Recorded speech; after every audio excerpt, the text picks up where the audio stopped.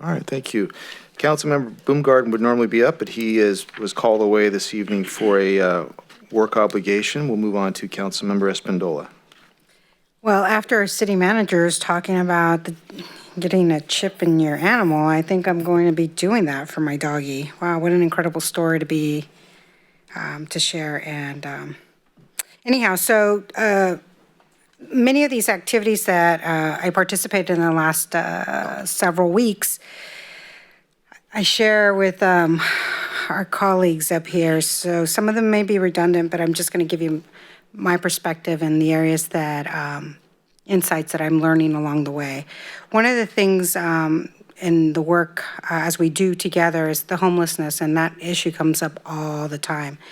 Economic development is another big topic that constantly seeming to occur in conversations. A few weeks ago, we attended in Long Beach the annual League of Cities conference.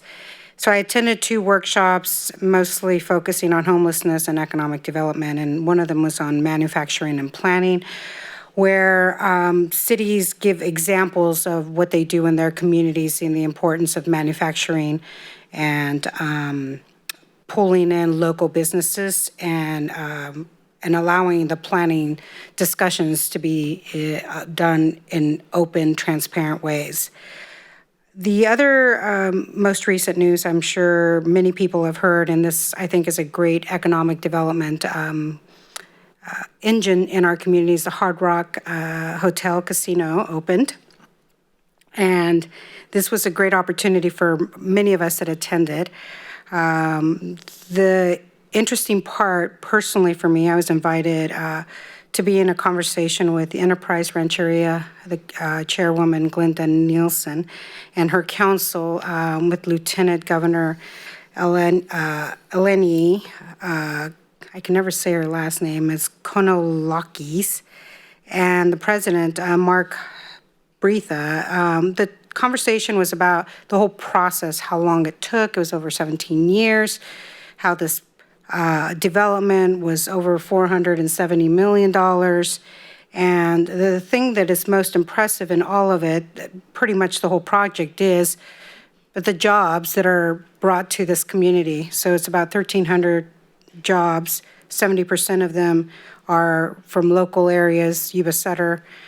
These jobs are about 910 jobs with really good paying and benefits. So this will help our economy, I believe. Another nice celebration that we did was with our board and commissioners, and I have to thank Terrell and Trish and Judy.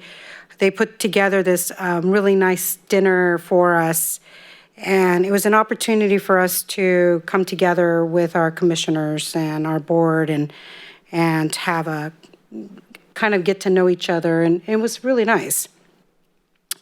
On another area is transportation and roads. I'm not often on attending the Sacramento Area Council of Governments. Our mayor and councilman Boomgarden go to these committee meetings mostly.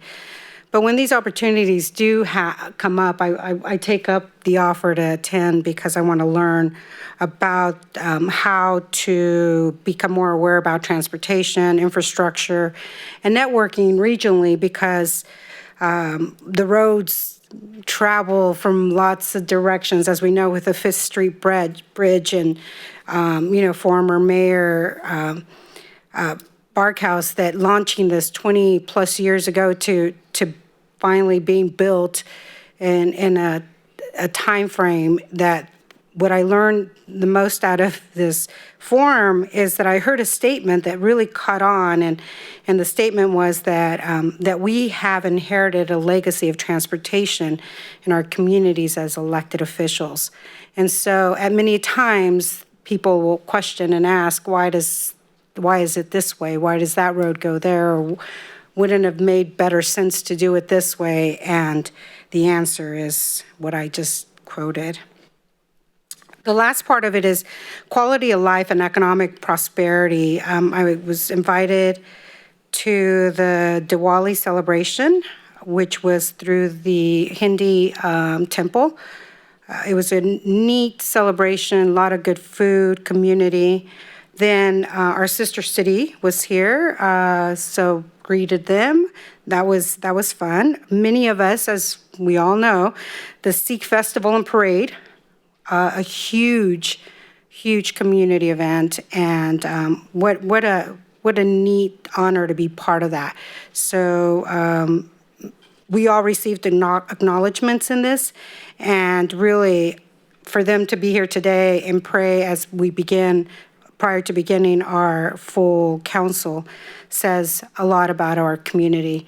So those are a few things that in the last several weeks been working in part of the community and traveling. So thank you. All right, thank you. Councilmember Shaw. Thank you, Mr. Mayor. As it was said, we attended the League of California Cities. Found it interesting and beneficial as well. I focused my efforts there on economic development for our area here and trying to figure out ways that we can attract more businesses, and actually spent some time with many of the developers and the booths that were there, and personally extending an invitation to them to take another look at Yuba City. We are open for business, and we want to be business friendly. Had some great conversations there, and really hope that that begins to take flight to where we can get other developments and such to look into Yuba City, because we do need housing of all shapes and sizes. We need affordable and we need high end. It's not one without the other. This community ground itself to a halt over the past several years, and we missed the last boom. So we have to get the numbers back up to where we have more housing starts. We've got the projects in the pipeline. We've been working hard for the last 11 months. You're starting to see some things be talked about and kind of come together. And I think it's because this council's attitude has been not just to say no, but how can we get to yes? We got to figure this out. And I think that's empowered our team, because we don't do it here. But Ms. Langley, Mr. Moody, our city manager, all the ones through City Hall that meet with everyone. And we're trying to figure out how to get to yes to make the city grow. We have to get economic growth going here. Hot off the heels of that, back into Yuba City, we did have the Sister City visit this past week. I was pretty well consumed with that. For those of you that's not familiar with the Sister City, a lot of people think that it's about economic growth and sharing ideas of how we, drum up business. It's really not meant for that. It's about cultural exchange. It's about getting to know a city on the other side of the world and sharing things. It started with President, I believe it was Hoover, if I'm not mistaken, is the one that put the challenge out. But anyway, saying that, my family and I hosted one of the delegates, and ran around with the delegate the whole week. But we also had the opportunity to host the entire delegation to a good old-fashioned country western barbecue. It's one of those things that started with an idea from our house guest. That was what he wrote. He would like a barbecue. Started with 10. Next thing you know, we're at about 30. I reached out to the Handies, which Jerry was here earlier, and they offered to let us use their place and said, we can get 40, 45. Then next thing I know, I get a count that we got 59 coming. And then by the time the night was over, we were pushing 70. The Handies were very gracious. And I will tell you now, the best part of that was watching our sister city come to America and experience something that's what we're about here. We're not a metropolis. We're not San Francisco. We're not Los Angeles. We have farms. We're down home. We actually appreciate hanging out together. And I tell you, we saw smiles around, and we're getting pictures to the city so that, Spencer, you're in the back. Thank you for everything. Spencer, you did a great job. We had dinners with them, toured around. It was great understanding Torridey City in relation to Yuba City. Again, it's about cultural exchange. Ended up the week with the Sick Festival, and that is amazing. It's a true blessing for this community. They are some incredible members of our community, and very honored to be asked to be there and be a part. And what they give back is pretty amazing. So, you just want to say thank you to all the leadership of the temple for including the city and including myself and the rest of the council. It was a great honor, and looking forward to next year. Coming up, we have the PERS workshop in a couple of weeks, where we're going to be talking about solutions to the problems. This is our 5th of 6 meetings. So we figure out what can we do, if anything.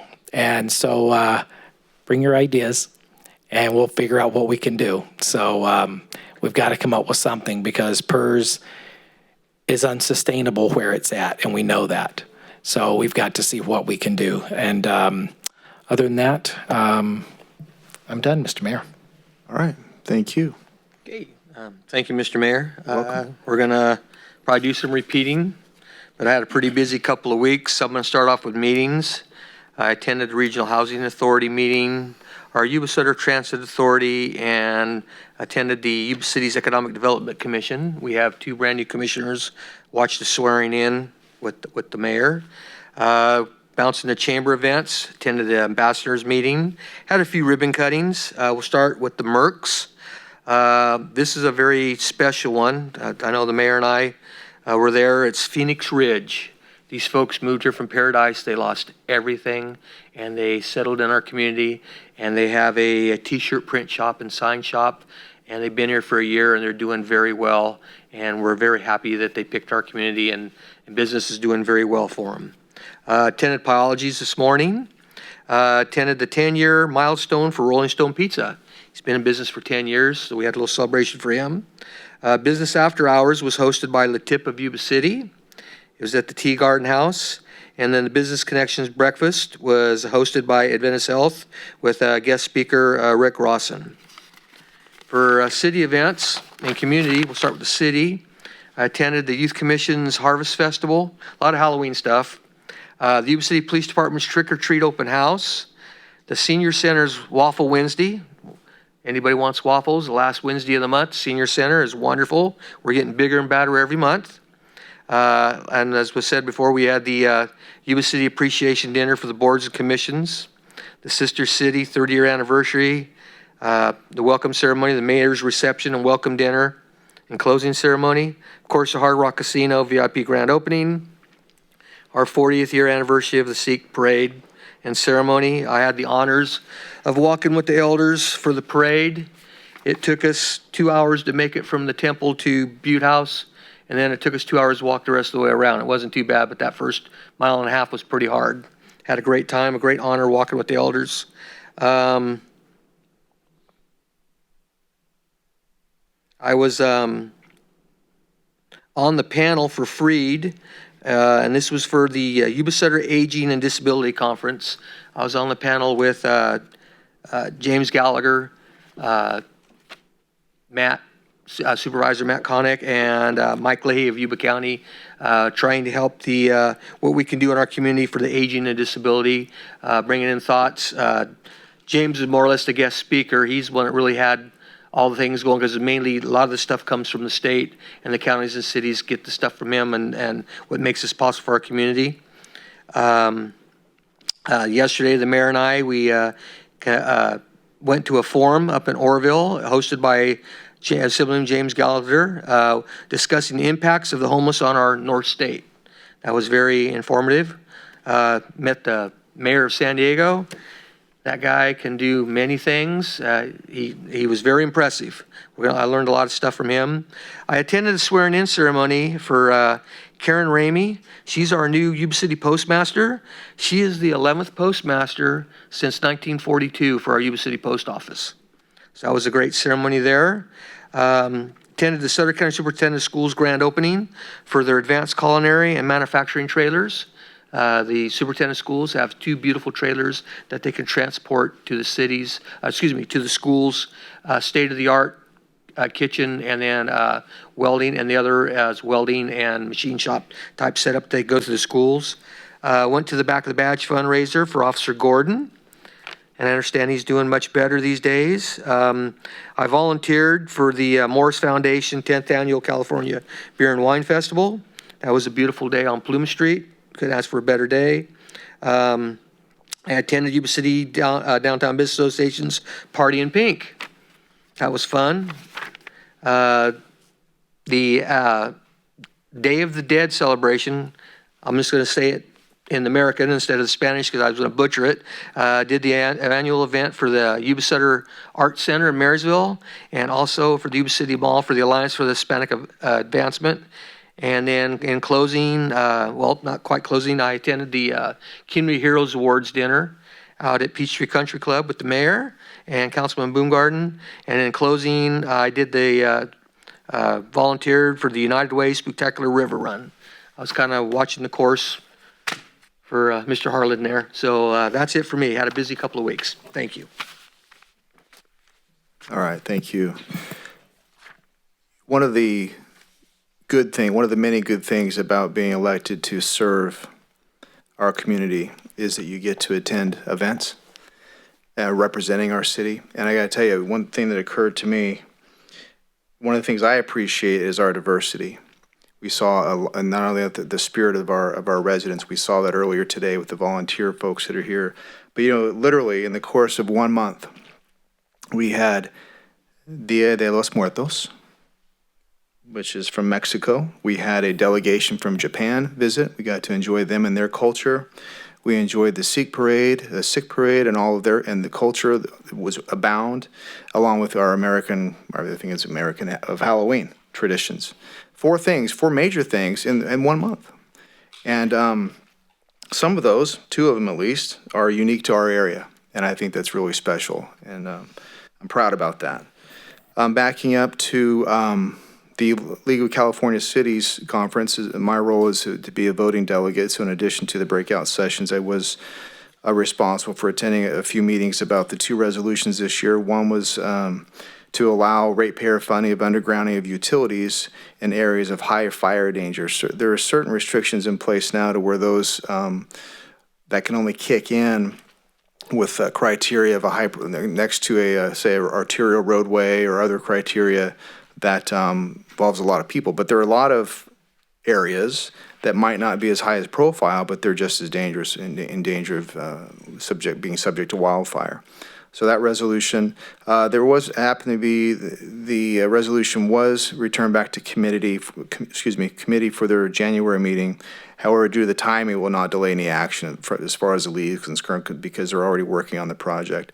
Another one we did vote on and went past unanimously was something a little bit far away, but nevertheless in California, the addressing international transboundary pollution flows. I happened to live down in Imperial County briefly back in 1995, 96, and within a couple hundred yards of one of the most polluted rivers in the country, the New River. And there's also one down in San Diego in the Tijuana River watershed where, there's anything you can think of. Sometimes the river was even foaming. It was so full of nonsense, not in addition to the obvious guess, which is BS, raw sewage, flowing from Mexico right into California. And so the league has taken action or passed a resolution calling for federal and state governments to restore and ensure proper funding for environmental infrastructure on the U.S.-Mexican border.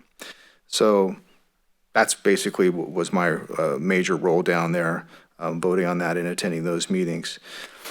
Let's see here. I am on the Arts Council Board. We did have a celebration of Dia de los Muertos, like I mentioned. That was always a fun time. Several other projects in the works that we're moving forward with. They're going to be very high profile and very add a lot of great deal of benefit to our community. As already mentioned by Mr. Cardozo, Community Hero Award, hosted by Results Radio. I think there was 12 awardees in our community and the region recognized for their efforts. A lot of those surrounding efforts and heroism that took place following and during the campfire. I met with Virgil, who spoke today regarding the city's, or a program that the city is involved with called Launch, which is a youth mentorship program. And I believe we're going to put them on, that's going to be on the Just Serve website. So that'll provide a good opportunities for folks to step up and help out our young people. Again, Hard Rock Casino and Hotel opening, which is a phenomenal facility, and we welcome them into our fold. Regarding SACOG, we attended in addition to the board meeting, the Regional Futures Forum, we're discussing different things. We had a speaker from Colorado, the mayor there. She talked about how they transformed a really small town. I'm drawing a blank on the name of that town, into a really good and vibrant economic. Lone Tree, that's it. I should have remembered that. Lone Tree, Colorado. A vibrant community. Some of her techniques she used, I think they do have the benefit of being a very wealthy community, which is always nice. It always comes down to this stuff. I think their median household, I think she said, was $800,000 for a median in that small town.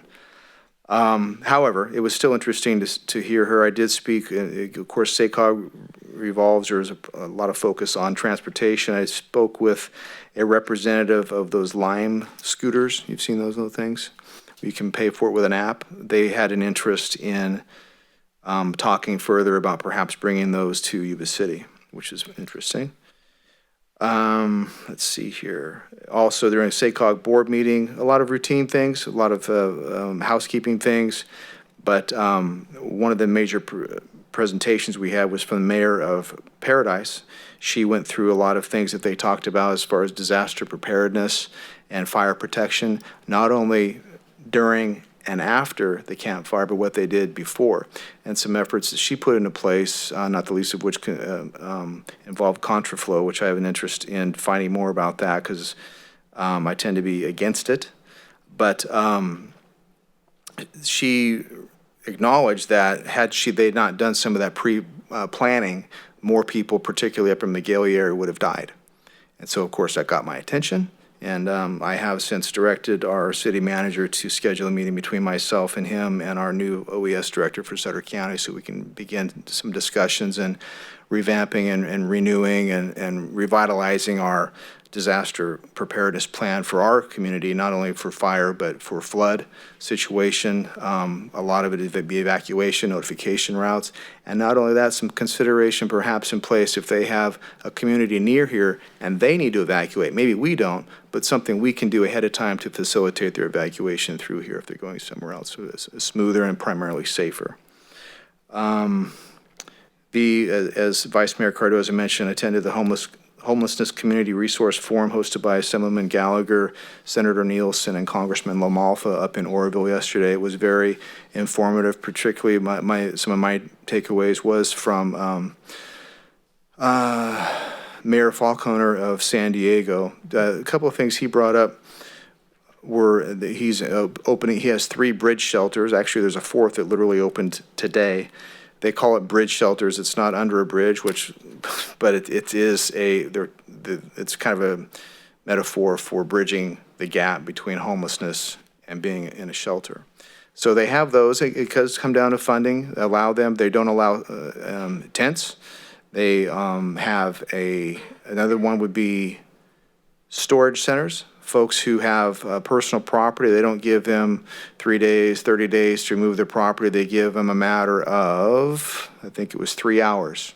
Once it's tagged, 3 hours later, you don't take it, we'll leave you a little note saying we have it, and then they have a place where they store it for free, and that gets the stuff off the street.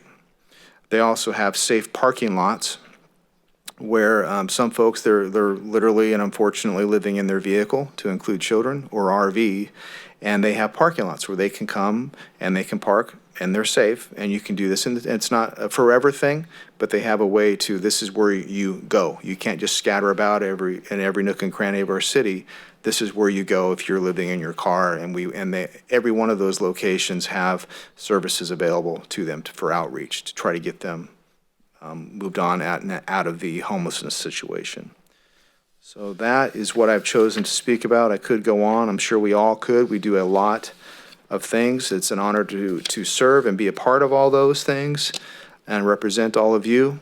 And we're looking forward to more. It's a very busy time, but that would be it. And unless there's anything else, I will adjourn the meeting for tonight. And we'll see you all next time. All right, thank you.